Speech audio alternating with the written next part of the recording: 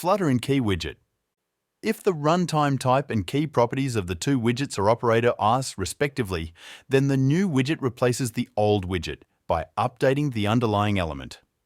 Otherwise, the old element is removed from the tree, the new widget is inflated into an element, and the new element is inserted into the tree. Most times, we apply them to widget children, such as list view or stateful widgets, whose data keeps changing.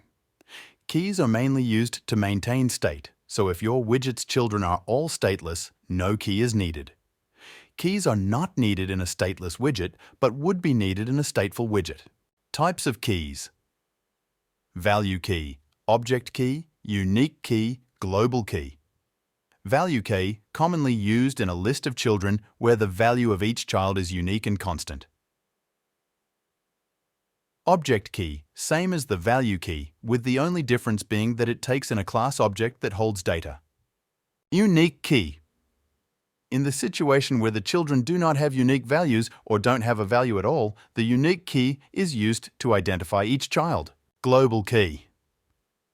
Using a global key as the widget's key allows the element to be moved around the tree without losing state. When a new widget is found, but there was a widget with that same global key elsewhere in the tree in the previous frame, then that widget's element is moved to the new location.